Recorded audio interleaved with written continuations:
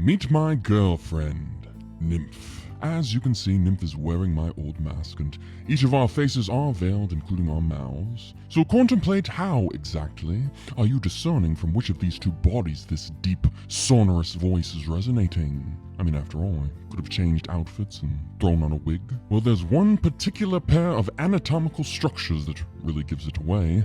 That's right, this bulging set of Herculean arms that appear to be sculpted by Zeus himself. I happen to be trapped in a meat suit that resembles the form of the most aesthetically pleasing Greek gods. Now you'll have to fantasize about what the rest of this divinely inspired physique looks like, for if I were to reveal the renowned artwork that is my torso, it would enable some of you to decipher my identity. But despite such an elegant piece of somatic architecture deserving designation as an iconic monument, I'm quite humble about it. At least I have acknowledged its limitations. Limitations that are overlooked by so many members of the various fitness cults I've been entangled with.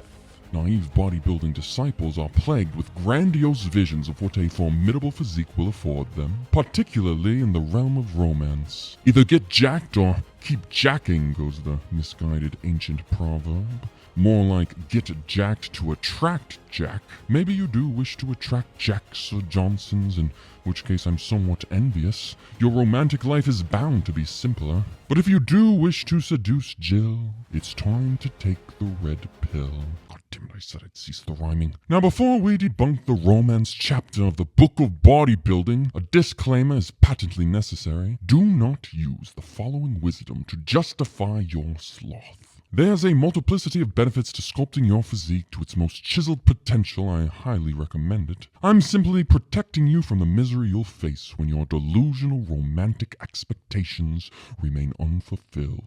I'm restraining you from using your physique as a facade and neglecting to cultivate the actual attributes that you're trying to signal with it. What does the perfect physique signal? Health, vitality, assiduousness? Well, fundamentally, it signals that you could fend off a saber-toothed tiger that finds your partner even more delicious than you do. At her core, a woman simply wants her and her offspring to evade death for as long as possible. Emotionally, they want you to dissolve these mortal fears by being a bastion of safety and security. But there's one particular phenomenon that immediately thwarts any feelings of safety.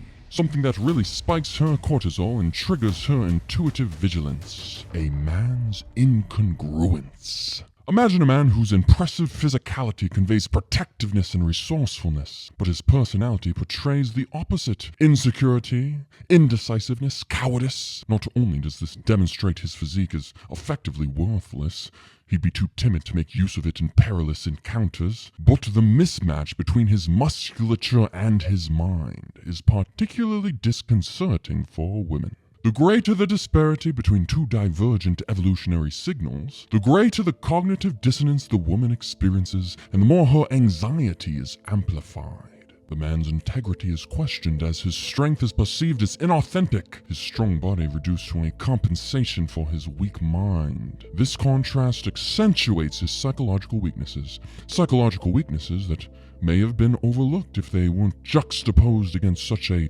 robust physicality. I experienced this phenomenon firsthand. At 20 years old, my physique dwarfed every single one of my peers, yet their success with women trumped mine. For my inner confidence paled in comparison to the outward confidence my physique suggested. I was insecure.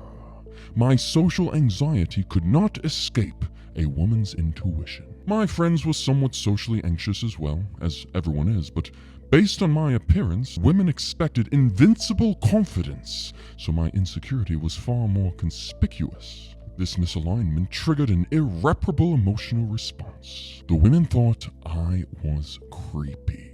And how could you blame them? Still acting insecure after developing a physique like mine intimates some serious mental shortcomings. My success with women only came when the strength of my mentality caught up with the strength of my physique.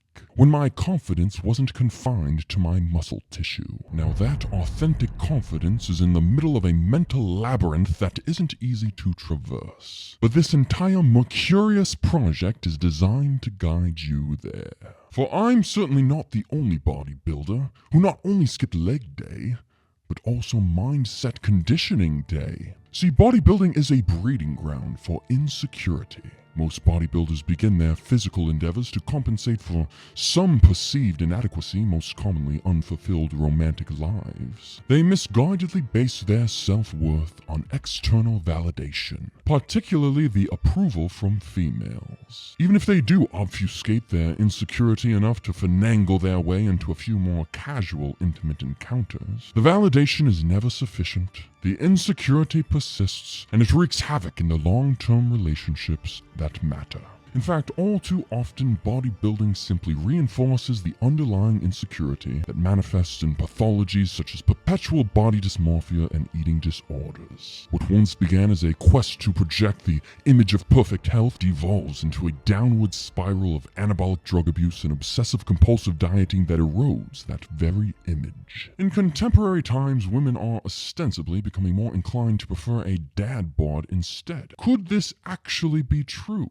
I mean, the ideal physique certainly changes over time. The smaller parts of me wish I were born in ancient Greece. Well, many would say women who prefer dad bods are simply intimidated by physiques like mine. It makes her feel insecure about her own body, or insecure about us being unfaithful. Most physiques aren't diligently crafted over years just to acquire the validation of one woman, after all. But I also believe there's a broader cultural shift taking place. Remember, fundamentally, the allure of a formidable physique is its potential utility for protection and provision. But as society has advanced, tasks that once required physical power can now be achieved through technological means. Qualities like social skills and intelligence may offer more long-term evolutionary benefits in modern society. And I'll have to concede it's somewhat fair for women to assume us meatheads are lacking those two attributes. But should we even be building our physiques with our romantic interests in mind? No, you should build your physique for yourself, says the anonymous bodybuilding subreddit moderator. Yourself. Pfft. What on earth are people thinking when they say that? As if their physique goals are predicated on some sort of narcissistic self-worship when they flex in front of the mirror every morning? How can you develop your aesthetic form without developing an egoic attachment to it and the validation that it may or may not provide? Well, not through valuing the sculpture, but by valuing the art of sculpting. By being grateful for the magical malleability of your biological form. To become enamored by your capacity to transform. Don't ever expect to reach some ultimate satisfaction by reaching your final form. It will never come. Revel in the opportunity you've been granted to customize your character. But don't throw off your character's balance by maxing out one attribute without leveling up the others. For the character that has the greatest chance of securing a girlfriend is not the one designed to win her, but the one that maximizes the love for the game. Ace 2 upon a team.